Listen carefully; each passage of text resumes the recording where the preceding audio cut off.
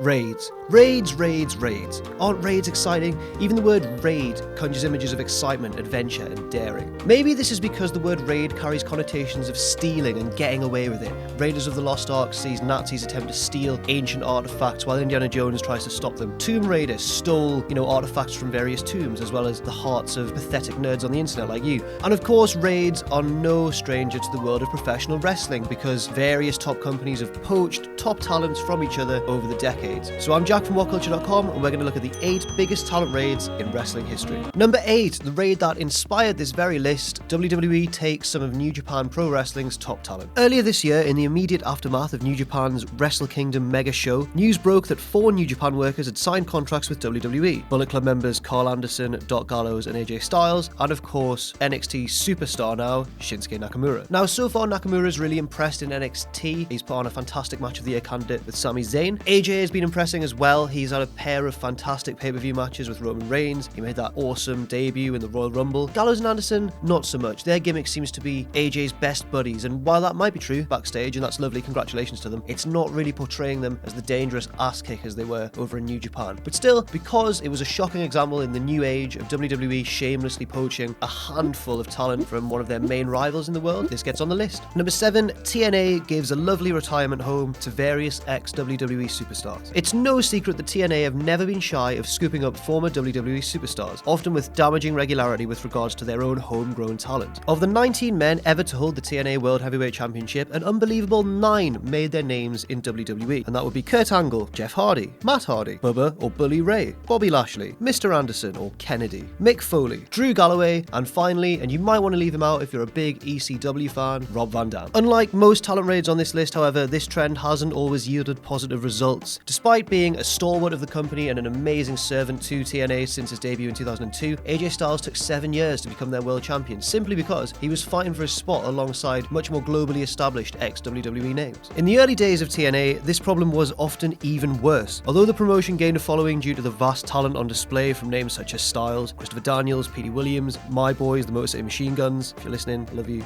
both of you, especially you, Shelley. They were shoved down the card to make room for tired has-beens such as X-Pac, Billy Gunn, and the ever present Jeff Jarrett. Number 6, WWE's sustained raid of Ring of Honor. Even 10 years ago, when the tail end of the ruthless aggression era seemed a far cry from any of the hard-hitting action going on in Ring of Honor, WWE still weren't shy of poaching a top name or two from them. CM Punk and Daniel Bryan are both considered ROH legends, and they've set a benchmark that is currently being pursued by a host of their old running buddies from back in the day. Seth Rollins and Kevin Owens are 2 of the most groundbreaking new age heels in WWE, and they have ROH championship reigns under their belts, while older NXT superstars who've more recently come onto the scene, such as Samoa Joe, Austin Aries, also followed a very similar career path as well. Isn't it strange that Triple H has a fondness for small, technically gifted men, when he spent most of his career becoming as big as humanly possible and then dominating smaller guys and just being generally no, I forgive you, Triple H. You're doing a really good job now, buddy. Thanks very much. Number 5, WWE take a little attitude from ECW. If you didn't know already, the Attitude Era wasn't invented by WWE or WWF, it was invented by ECW. They popularized that hardcore smash mouth style of wrestling that then went on to characterize WWE at the turn of the century. Just ask Paul Heyman, or ask Sam Driver, who's a massive ECW fan, or ask both of them when they're hanging out together because they're best friends. Not content with simply stealing ECW's style and tone, Vince McMahon also took some of their workers directly. The most high profile moves came around 1999 or 2000, where the Dudley Boys and then Taz jumped ship as ECW was on the verge of collapse. Now obviously the Dudley Boys went on to be a huge success, whereas Taz, well, let's just say,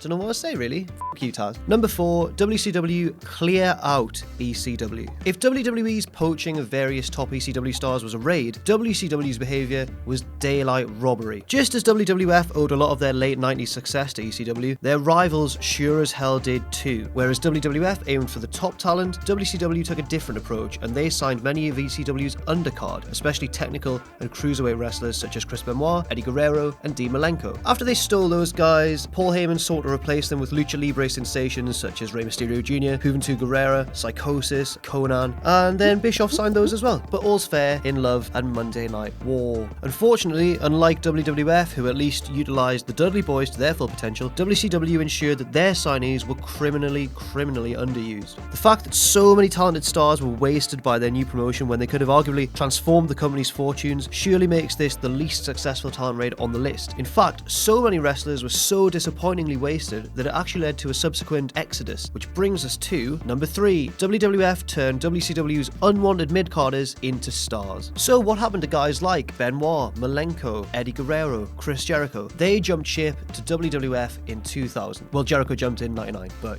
we can forgive that. Amidst all the reasons WCW died, one of the most overlooked is the fact that WWF were able to transform some of their most neglected talents into bona fide superstars. Chris Jericho was the first to make such an impression. He came out on stage, he cut off The Rock of all people, and he looked like $1,000,000 straight out the gate. The Radicals shortly followed: Chris Benoit, Eddie Guerrero, Dean Malenko, and the Yeti. Perry Saturn. And all four men, of course, didn't become main eventers, and Saturn participated in some of the most notoriously silly angles of the Attitude Era, but Guerrero and Benoit did eventually rise to the top. It's actually quite startling to see just how extensive an array of talent WCW had on their hands and wasted. Ultimately, their decision to continue granting influence to aging stars such as Hogan and Nash and Hall really nullified any chance of progression. Sorry, I just got serious for a bit there, but yeah, if you're unfamiliar with WCW, go and watch some of their 2000 and 2001 pay-per-views and hide behind the sofa because they're awful. Number 2, you want a war, you got a war. Speaking of Kevin Nash and Scott Hall, their dramatic arrival in WCW has gone down in history as one of pro wrestling's most shocking, iconic moments, and the first time that the battle lines between WCW and WWF were properly drawn. The pair jumped ship in 1996 and instantly changed the entire face of the company. Before long, the NWO were formed alongside third man Hulk Hogan, most shocking heel turn in wrestling history. We all know it. If you don't, what are you even watching this video for? But don't worry, we accept newcomers, it's alright, just watch it and learn and learn. Now, this talent raid could feasibly be seen as one of the most successful on this list, as it turned WCW into the main player and the favourite in the Monday Night Wars, at least for a time. And strangely and ironically, on the other hand, it also caused their downfall because those older,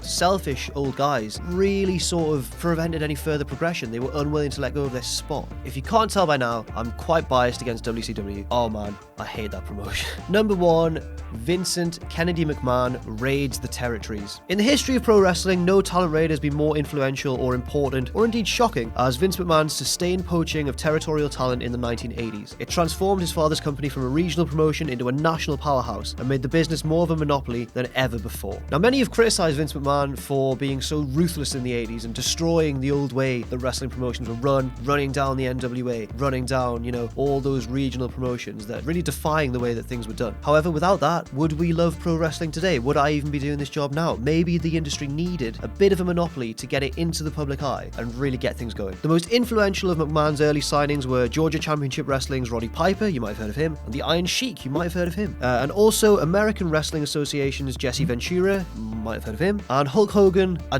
don't know, to be honest, don't know who he is. These acquisitions allowed McMahon to gain a national TV deal, which of course led to WrestleMania, which then of course led to WrestleMania 3 and the explosion of the WWF. But all those events were really set in motion by McMahon's raiding of the territories. So the rest, as they say, is history. That's all we've got time for. I've been Jack from WhatCulture.com. You can follow me on Twitter at Jack_thejobber. These have been the biggest talent raids in wrestling history, and I will see you soon.